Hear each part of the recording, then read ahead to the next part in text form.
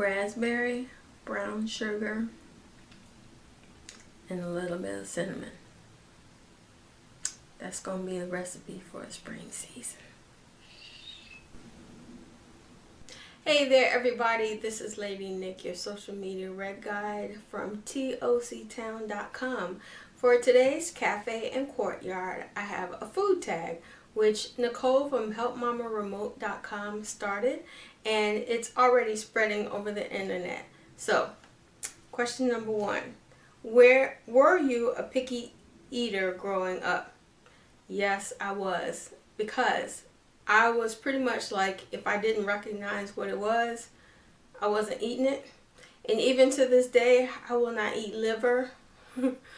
I don't think I'll ever touch Brussels sprouts. So yes, I'm a picky eater. Number 2, tell us your fondest childhood food story. I think my fondest, I have a couple.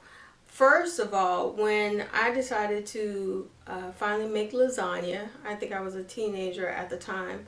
And I'm talking like, seasoned, well marinated, slow cooking, 200 degrees. When it's done, it'll be ready kind of day. So needless to say, I think everybody was pleased. And the special note was that even my dad was like, I think I'll take a second piece. Yeah, that rarely happens. Then one day I decided I'm going to make a salad tonight. So mind you, the idea of making a salad, is not necessarily part of my culture per se, but I thought I would throw different ingredients together, and when I threw them together, mind you, it was minus lettuce. We won't talk about that.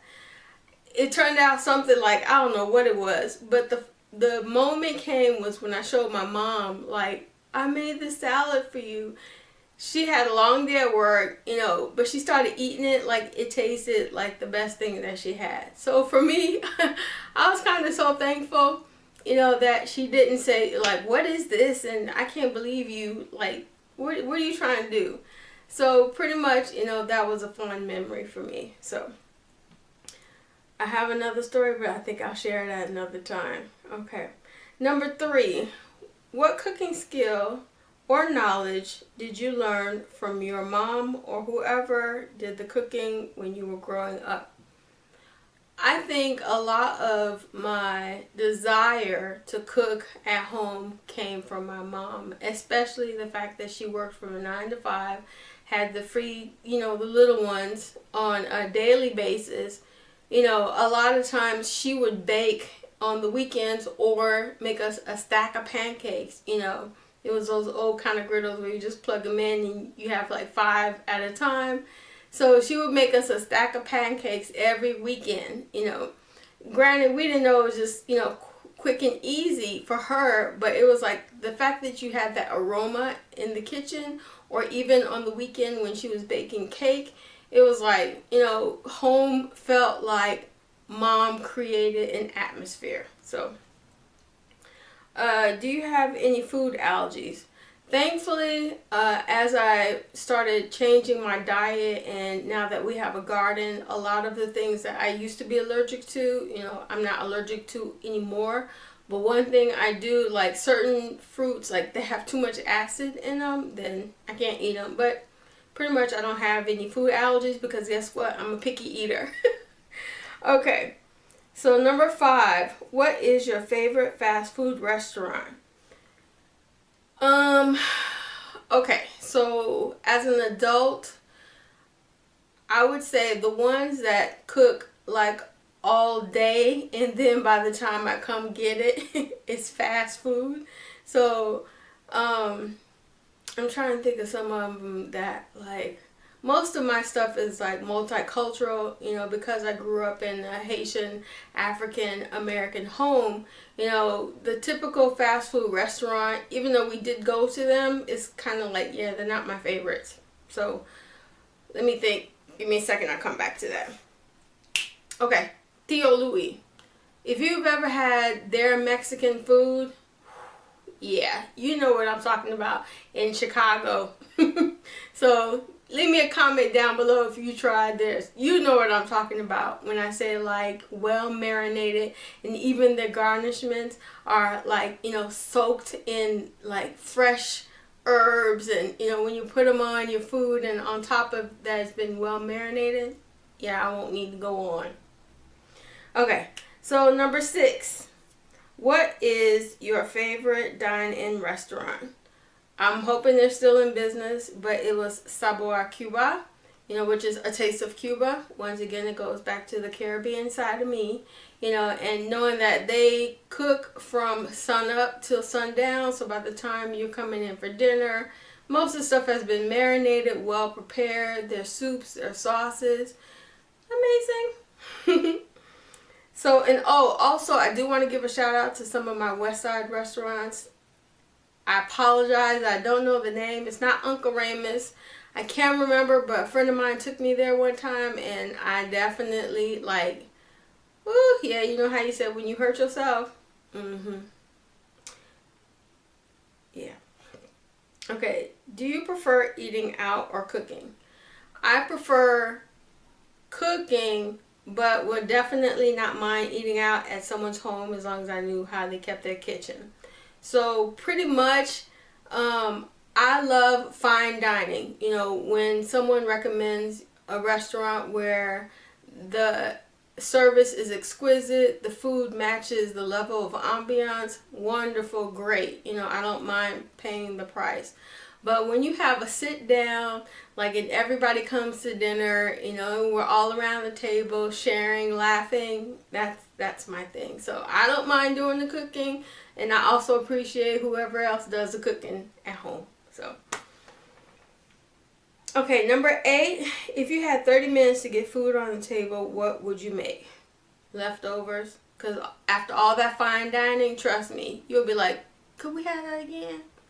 I saw the other posts that had like rice, you know, pastas and stuff like that. But honestly, I'm just going to be honest. I'm not like that quick fix it kind of person anymore. I will make beans from scratch. So, yeah. I'm talking fresh, not from the can.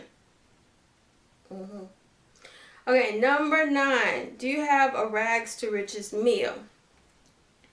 I would say like, if you have bread and the basic staples, I love like the dinner rolls from Costco, and then you put cheese on it.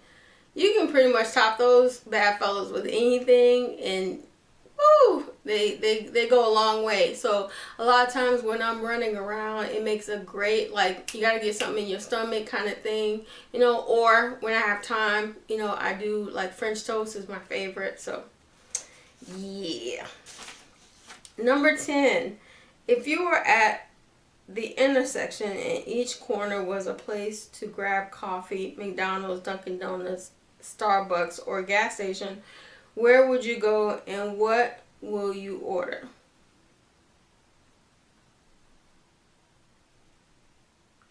Okay, turn the camera off if you don't want me to be honest. Honestly, I wouldn't go to any of them outside of like Bustelo Oribo. I've developed, unfortunately, a certain taste for good coffee. So push comes to shove, honestly, I'm at the point like I'll bring my own coffee to the resorts and stuff.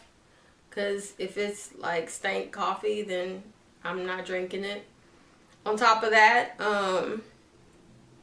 let's just say push comes to shove, somebody takes me somewhere and then we just like, I need some coffee, because technically I just drink 1 cup a day, so I'm not a coffee fiend anymore. I would honestly say none of them would win, because I would either make my own or go fish for someone that I would really want to drink. So if I'm gonna pay money extra from what I already have, I might as well enjoy it. Okay, so what is your favorite ice cream? Okay, Whole Foods. There's this coconut bar topped with chocolate. When I don't have any appointments and nobody's coming over, studio is empty, I go grab a box. So pretty, because they're too pricey to share, number 1. Number two is like, yeah, the Haagen-Dazs and all that. I love that. But it's like, I'm at a place where it's like, it's just got to be out of the ordinary for me to go out of my way to get stuff now. Because stuff is just too, like, it's not that it's inconvenient, but it's like when you put yourself out there to just go ahead and get stuff, you want something that's healthy. You want something that tastes good. So, well, now when you like start transitioning in your body a little bit, and ladies, you know what I mean, you're like, I'm going with the tried and true. Okay. Number 12. What is your favorite cereal? Okay, I like hot cereal now as opposed to cold cereal, so I'm going to say oatmeal. One time I was at an airport, and I'm not going to say what name because I can't remember which corporate conglomerate it was, but it definitely had like the cranberries, almonds, if I can remember, and I just, the little packet, you mix it in while it's hot. Delicious, and that kept me like alert all day so I can get through my flight arrangements and get to my final destination.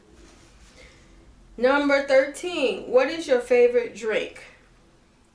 Okay, even though thankfully I don't drink pop like hardly ever anymore, but if I was, Coke, no ice, because when you start traveling, I'm a travel agent, that's what I'm talking about all the time. So when you start traveling to like different countries, you're going to want stuff to be mass manufactured and know that it hasn't been opened or, just out and open. Other than that, I love my dad. He makes like watermelon or like a mango juice. Everything he was like juicing last summer is like, 4 or 5 gallons a week. I was just like in hydration nation heaven. So pretty much my dad, even when we were younger now, thinking about it, he used to make like strawberry smoothies. Fresh strawberry smoothies. So it's like, so all of a sudden that returned to him. I was kind of like, yeah, I'm happy, sister. Okay, so number 14 is soup or salad. I would say like soups, but in the summer, I'm not like a salad kind of person. I'm not like, ooh, I gotta have a salad. So in order to get the nutrients in me, I'll take like maybe brown berry bread, and whatever, doesn't matter what flavor it is, and put like, the cabbage on it, dressing, all of that, stuff it, and then eat it like a sandwich. So, yeah. It tastes pretty good if you think about it, so, and it's convenient.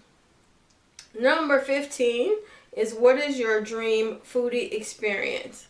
Okay, as you can guess by now, I'm pretty much like a non-foodie because pretty much if I don't recognize the restaurant, the food, the culture, then it's like, yeah, I ain't eating it. Like squid, yeah, no. Even though I love seafood. So, my dream experience would be sitting by the ocean in the Caribbean, like I've done before. And I've actually watched the people like catch the fish. They cooked it and then they brought it to our table. So, and it was wrapped in like a fresh banana leaf. And then I think underneath was in Spanish you call it plátanos,